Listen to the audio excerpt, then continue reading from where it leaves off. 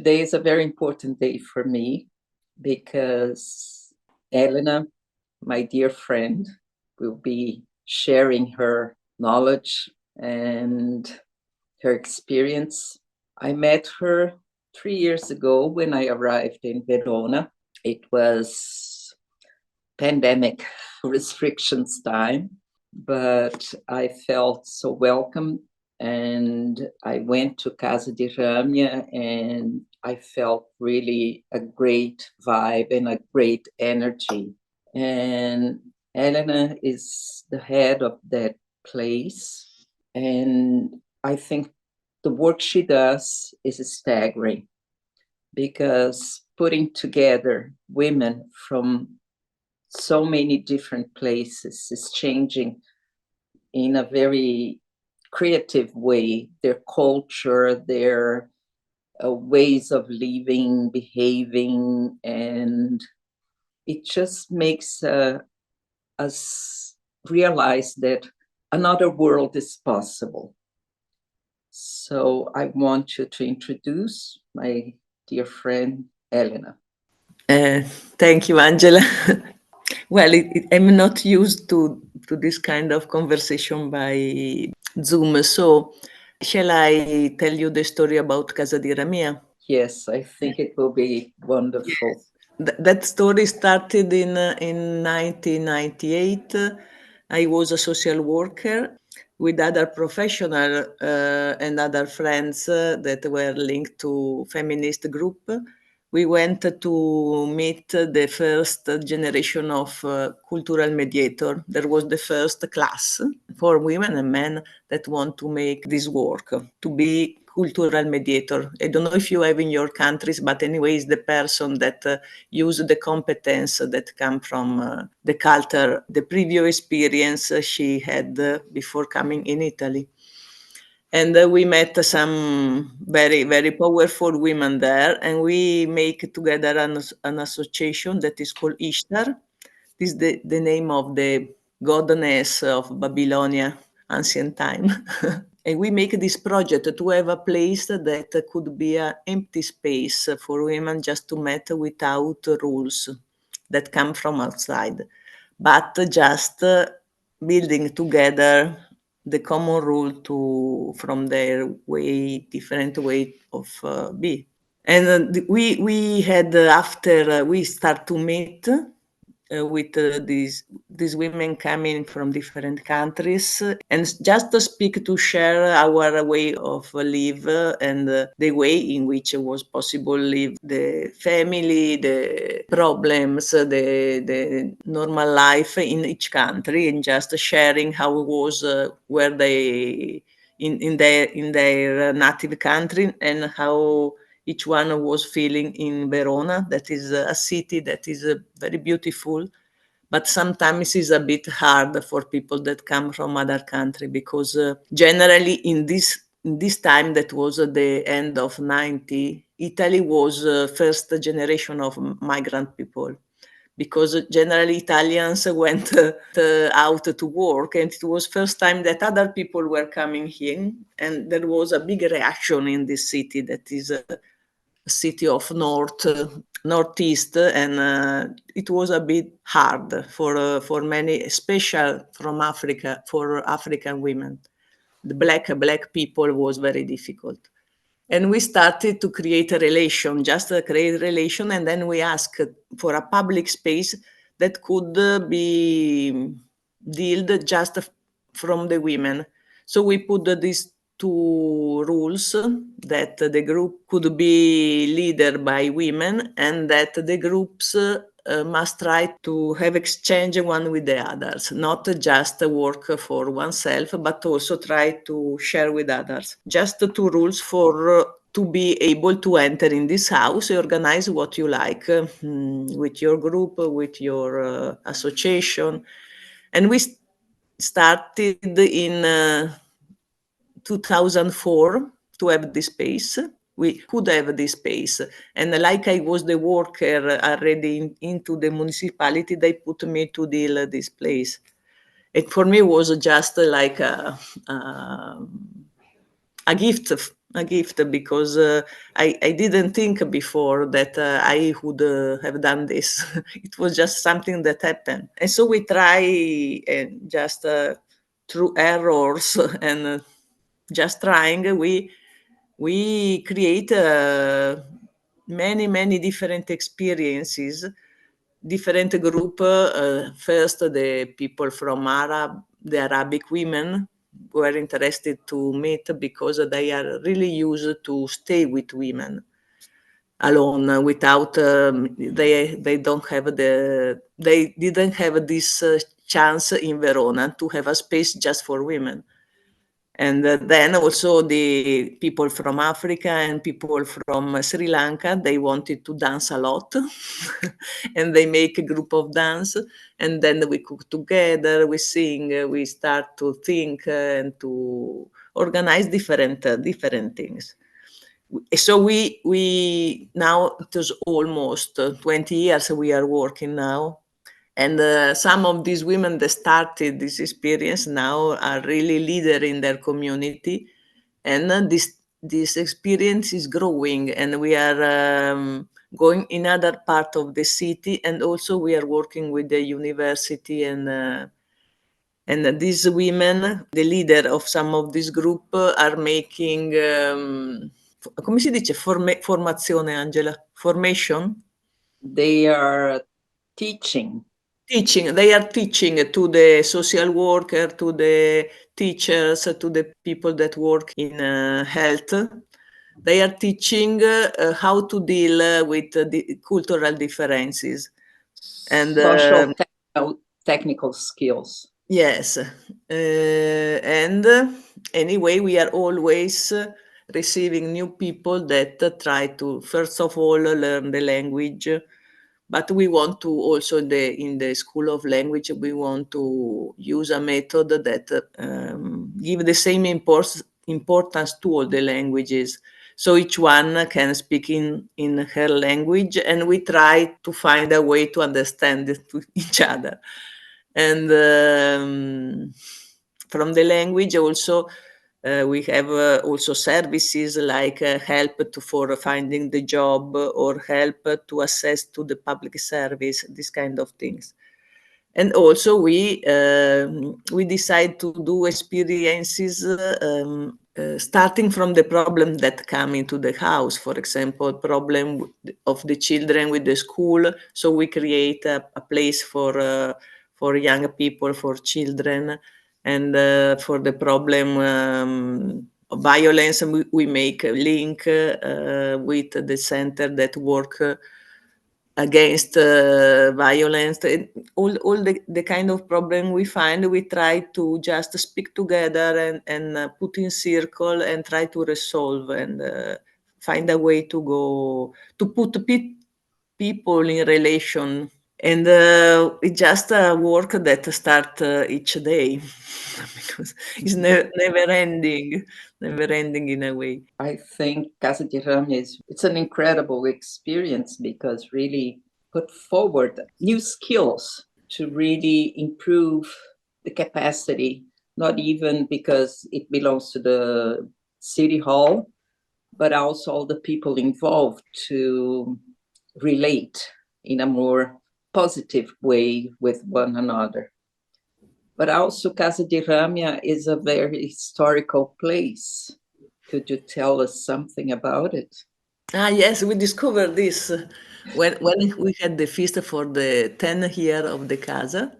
We a woman that was a historic researcher told us the story. She make a research for the place where we are. That is a place of the Comune Verona.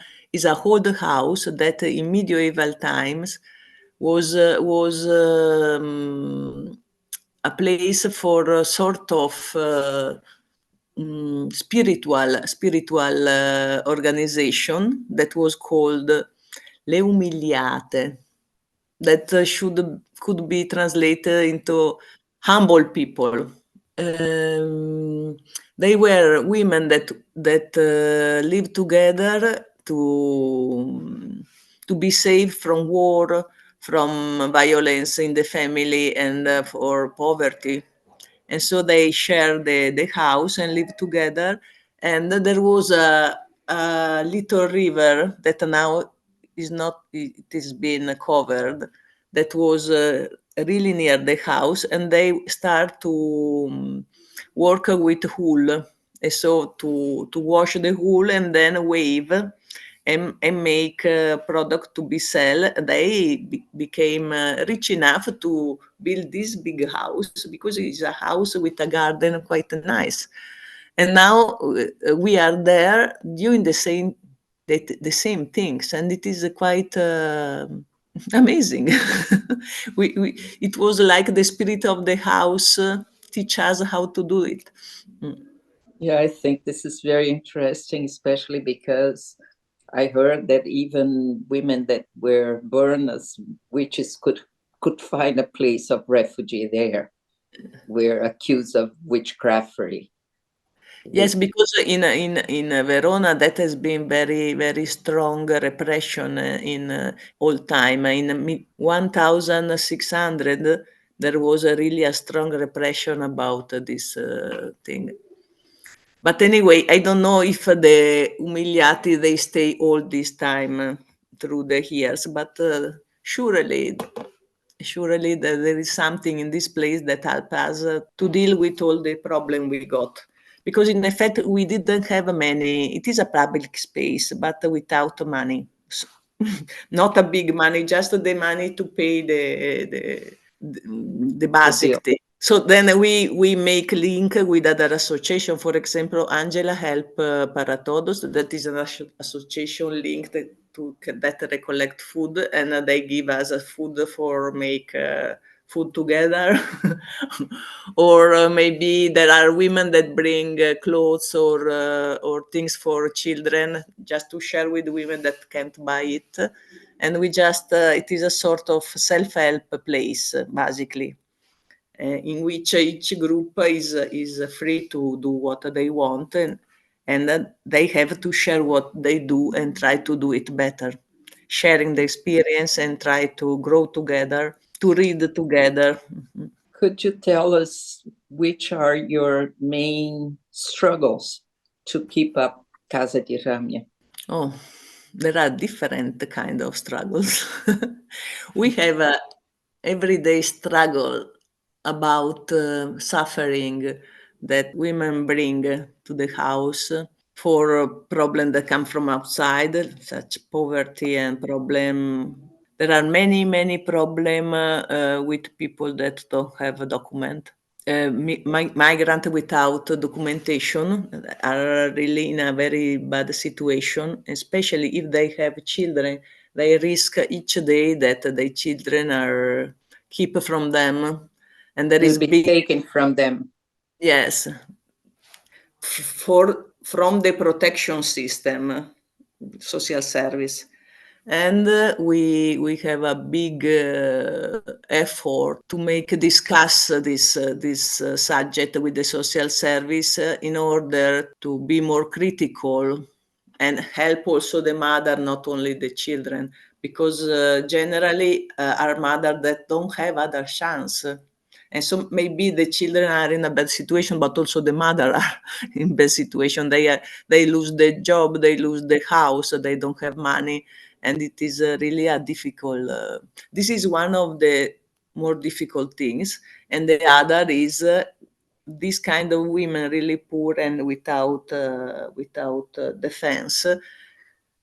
Generally, the only institution that take care of them is psychiatric, because they start to be crazy in a way, to feel so bad. And so what we deal each day is a group of we make a group with a method that is called word group, just to make circle the word and to share and to try to listen each other and sort of make a sort of relief from the each day frustration that some women live. And then there are problem of conflict, of course, because about the space, about the order, about each kind of thing. And so there is dealing of this. And basically now I am struggling for money because a lot of women even don't have the money for the bus to come there. So we are struggling for have money to pay the women these wise women that are years that are working for their community in a voluntary or half voluntary way, and maybe they have problem for themselves, and so to find money to finance women like Sandra, Uda, Mariangela, all these women that are leader from many years of some group, and still they don't have really a salary. The only person that has got normal salary is me. The only person that is paid in a fixed way, and the other have just some sort of money that sometimes arrive and we can share, but it's not enough. So I'm struggling a lot for money, and also for this we thought to do this project for the 8th of March to have the money to sustain the center, because the public, of course, they are helping because it's a public service, but they can't help all the kind of situation we deal, because they just pay the basic expense we have.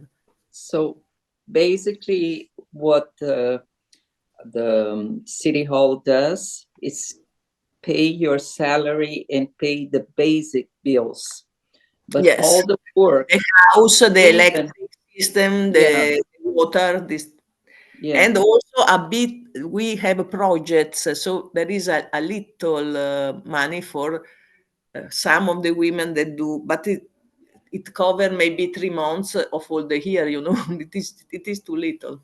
It is yeah. too little for the work they are doing in their community, Wow. because it's difficult to recognize the work that women do.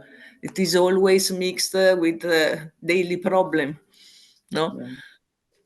So they, in fact, are doing an incredible job to help this migrant women get into the system, but they are not being paid to do that. Yes. And this is one of the major problems. The other, as And you they, had put it, is those women that are in a their situation with children.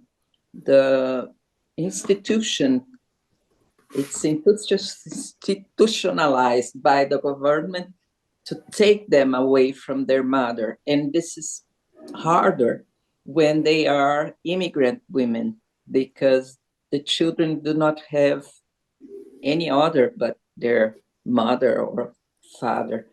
So it's a lot of problems to deal with. Yes, it is also mainly the problem for the women that are alone with the children, Yeah. or they have maybe the father is violent, or it is persecuting them. But for this problem, there are more answers that mother alone. If you don't have document and are a mother alone, you are really in a terrible situation. Terrible. Angela, They can, yeah. now I just wanted to just jump in a little bit. Okay, thanks, Elena, for that. But then I was wondering, because what you explained is something we had before when I was volunteering with Survivors International in San Francisco. And they had the same kind of community because they're immigrants and people who couldn't speak English at all. And then most of these people had okay, they were families proper, not just individuals or something. But then they had psychiatry department as well. But most of the people there, except for the psychologists and the other therapists, they're the ones who are paid. But then the rest, I would say 80% of the people there were just volunteers and were not paid to do anything.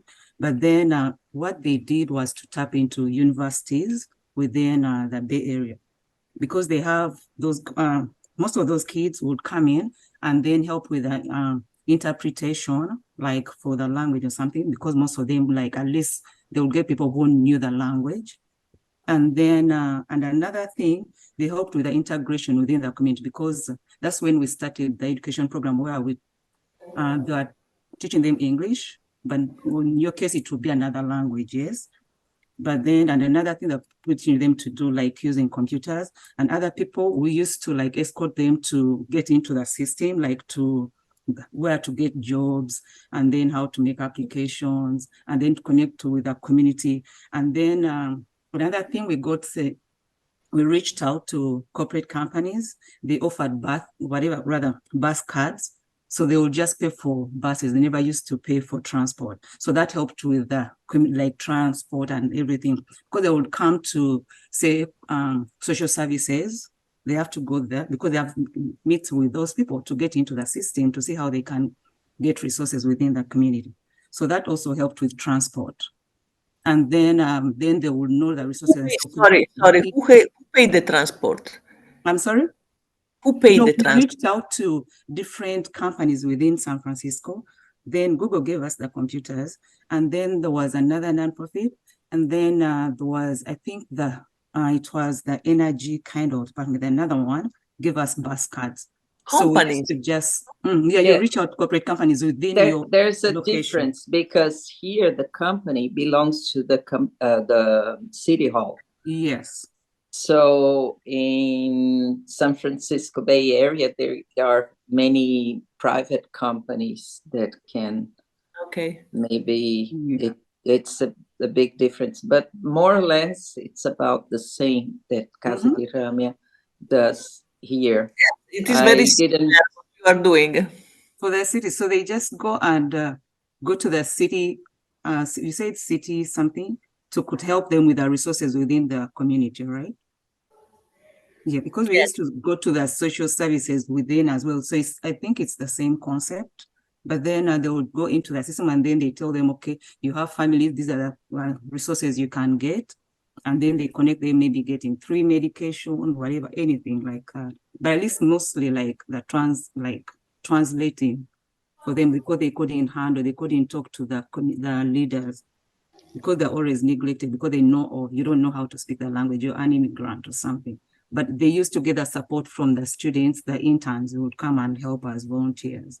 So yes, we also have this help from the young student, and we have a link with the university, and we have how do you say laboratorio, Angela? It's a lab. It's a research center. Yes, that help also to think about experience we are doing to share also with the university that make social workers. So we have a link with university and many students are helping us. Well, because I think it's almost similar what you are doing. Yeah. Probably there is something like this in every city. I don't know. I wish there would be, because actually I haven't heard of a work like Casa di Ramia. First that I heard is Virginia telling me about in San Francisco. I wish there would be more Casa di Ramia all over the world because we need these connections and we need this way of living together. It's a learning process. It's a technology that we must share how to deal and live together when people come in their situations as they arrive here and they don't have sometimes anything. They don't have a house, they don't have papers, they don't have anything. They have their children that they are even risking of losing them. So it's really a very difficult in their situation. What I realized for example, in the social service, in the public service of the city, I have been part of the service, so I have many friends into this public system. They don't realize the situation of the people they don't have document. They think that the service is for all because these people even doesn't arrive to the office, you know. So we need in Italy at least we need a place like this because it is between the people and the institution.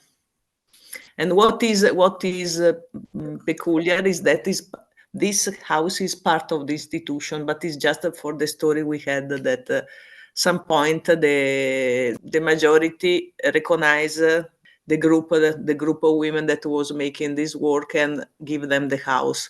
I think in other city in Italy there is into the private system there are group of women that are trying to help.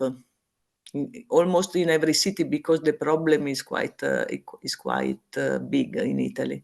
This problem because we, in a way, in Europe we are the country that has more migrants because the other European country are pushing them off to the border. And Italy is the first. Yes. On the line to from sea, so it is not possible really to do another thing. Yeah. Thanks God in a way. Yeah, Spain is really, it's worse than in Italy for those migrants to arrive nowadays. Spain does not let them get in anyway. So Italy is their only hope when they come from Africa on those terrible boats. Tell us about the story of Green Tent in Casa di Ramia. Well, that was a project that came from university, in effect. This group of women of university that were working with artist women from Spain. And we wanted to make a sort of collective art. Like a bit like this idea of 8th of March we have now. It was just like this. Why don't we build something together? And we decided to use women clothes, used women clothes. So we start recollecting a lot, and then dividing them in base of color. It was nice because it was a big room university give us, and we put all this used cloth like a painter put the color in the in his tabolots. I don't know how to say in English. And then we start to build this tent that was the symbol of live in a light way on the earth, and also to be sharing a place that each person can come and enter. And we put this then in the courtyard of the university, and it was difficult because it was COVID time. It was a fight to put this tent and let the people come in. It was a fight every day, but also it was nice experience because a lot of women we even didn't know come to help, because the idea was just easy. Just you could come and just do a bit of sewing of this thing. All right, it has been just an experience intensive. So just to finish the tent, we spent, I think, 1 week almost, all the days and part of the night, and people was going in and out, and it was just a intensity of experience, and that was nice. That was we were just happy to stay together and do something.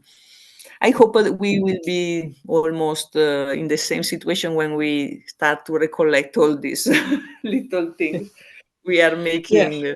Now we will see. So now tell us about this new project that you were mentioning, but no, the thing I forgot to say about Tenda Verde is then we decided to represent a tent, but it was green because it was the sea. So we use mostly the blue and the green, and outside it was like the heart. So the idea was like a hill, but inside there was the sea. And it was also a symbol of to go in the inside oneself, no? And finding something that is fluid, that is liquid, that you can't really govern. You just make it going, flowing. And so this idea also of the sea was this, of the element of the life of the earth, the sea, the water, the earth, the air, the fire inside the tent. And well, it was a bit of I can tell about my experience that week that we saw together. It was sharing common things, you know, and I think what really was incredible is how we women, when we get together, we work together, we achieve things in a very, very easygoing way. Although, yes, we couldn't get everybody inside the tent at once because it was forbidden and all those pandemic times, but somehow we got together, we did what we needed to do. And I think what is important is that the tent is a place of becoming one with each other. It doesn't matter the differences. We are part of one world.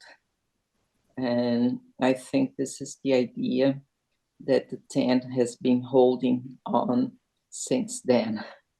Because after that, I told Anne about the experience, and then she was very excited about it, and things started to grow. Nowadays, we are in many countries, many places, so many women. Gail even took us to Greenland. This week I met Kristen, and so there's Virginia from Uganda, so many people from everywhere. And we share in the tent our humanity.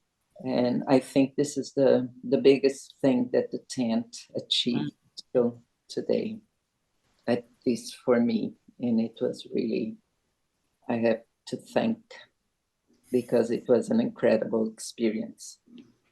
But still, you have to tell us about our new project. Can I just say we have all of the beautiful photos on our website of the tent, and making the tent, being in the tent, and then also you took the material and you covered from two buildings or a building in the courtyard. It was the university building that was military structure, so squared, no? And we opened the tent. It was all colored inside, so it was crazy. Because at the beginning we didn't know where to put it, but then making in this way, really this thing that was little and frail was able to change the impression of this big structure, you know. The students were, wow. Well, amazing. Really, we make a big feast this day, and one of the beautiful things in the feast out of the university also was the apparition of one of the women of Casa di Ramia, African from Nigeria. They dress herself like Mami Wata, that is one goddess of water, that is a bit similar to Iemanjá in Brazil, I think, Angela. And they make a sort of theater of the apparition of this goddess of water. And then the girls that dance from Sri Lanka, they said make a sort of dance to another goddess. It is a river. It is a river. And so we didn't organize this. A lot of women come and bring something related with the water. That was really, really strong. And then we make with Angela a meeting about the water and also the political problem of water, because with this big road, I am telling you, they are destroying all the water here. They are making a problem with the water. We are our source of water in our region. And so we make also a political meeting about water. It was a sort of link of different things. Yeah, in this meeting was that when no one could provide before. Not one thing all this. It just happened. Sorry. Was when we met Rede Pintadas, when Lorivania, yeah, she went there to talk about the Rede Pintadas and how the women are dealing. And today she sent me a photo of the 20 years party of Rede Pintadas. Ah, wow. So, everything is connected. It's growing and in a very organic way. I think this is really an incredible tent. And I'm very, very happy to be able to be part of it. And it is, it is the whole thing of bringing what you're going to be talking about this project, and I love it. It is the power of beauty. Yes. You're talking about, but the power of the beauty of women connecting, and all of us, our lives and our work being woven together. This is what I love about the Green Tent, and every woman that's a part of it, every part of the world.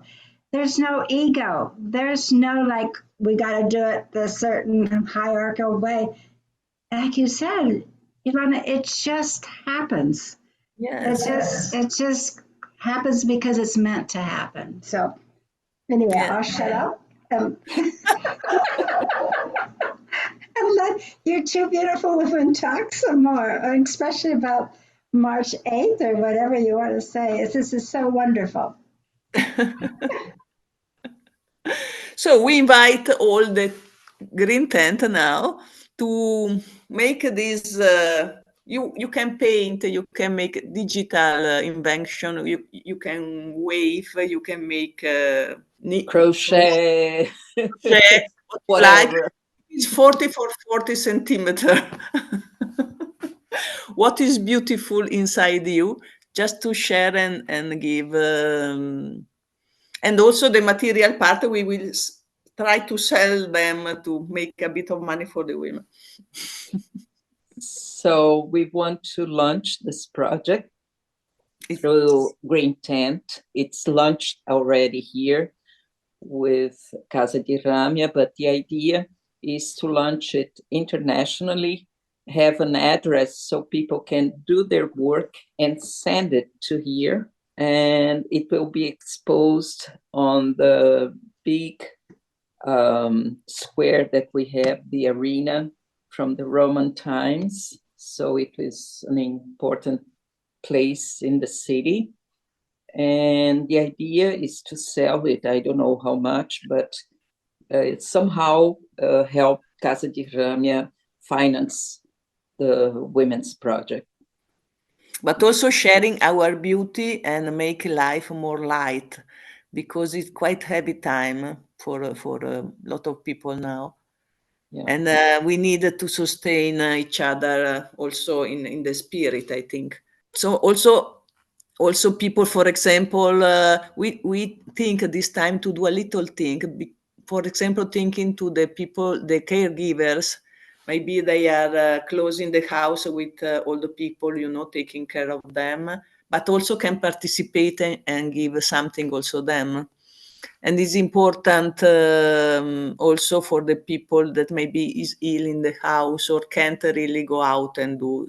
They can also do something, Each one in his way, each one the imagine she prefer, or the word she prefer. Also, we can decide to write in different languages of all the world, different ideas. Also, if people doesn't understand, doesn't matter.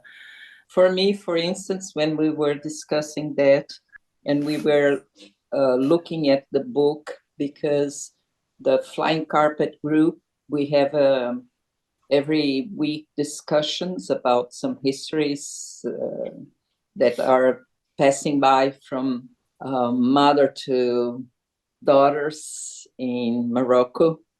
And we discuss always stories that have a meaning and how each one can see the story's progress and how it affects each one. And at the end, we write down a word that was most important for us. And sorting through the book came to me transformation, because that's what we are doing there. We are transforming ourselves, being able to listen and to open our hearts for other people's way of thinking, or, old stories. But there is also a humanity that holds us and those stories all together. So I'm planning to go to Brazil and talk with the women from the Banana Project to do a transformative work. So I'll send it to Verona. Okay, I think we have 10 minutes more, and I have to open it for questions to Elena. You said it so beautifully of the place, about the place, the history of the place, how you have turned this place really as not only a safe haven, but as a place where women can come and really learn from one another, really listen from one another. Even though there's a language barrier, there's a cultural barrier, there's a political barrier, there's probably a religious barrier, but it all gets transformed, right? By being together and listening, and that is the hope for humanity. So I'm not asking a question, I'll come to a question. But I did hear you saying, Lena, and I did hear you saying, Virginia, especially about for migrant women, you have a place that is before the bureaucratic place. You have a place that is not bureaucratic, that just is totally accepting and loving, and this needs to have, this is a model that should be in every city. Yes. The other thing that you have as a model is a way for us to communicate as sisters, no matter where we live or where we're from. For that, we call it Casa is home. And then I think I would love to see the power of beauty maybe be put in all the different languages. It's incredible, the flying carpet.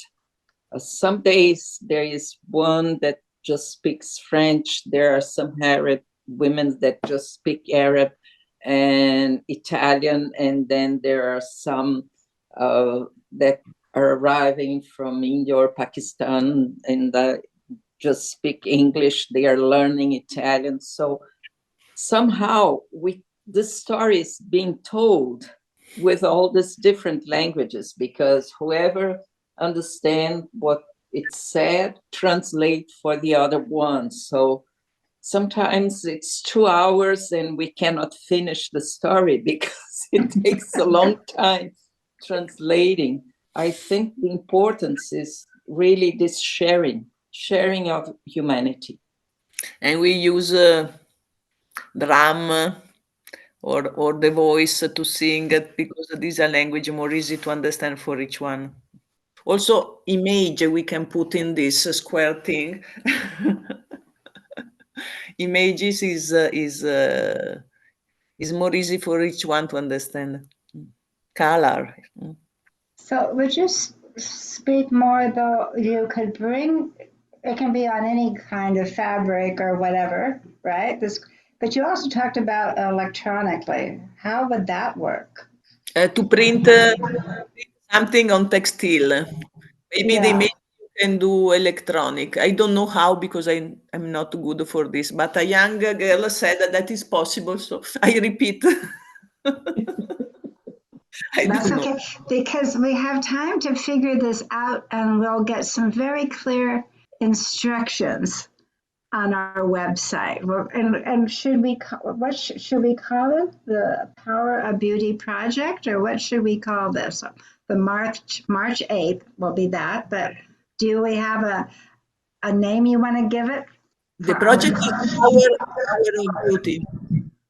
The Power of Power of Beauty. Beauty. I love that. Okay, so on our website, we will have the Power of Beauty project and inviting women from around the world to participate.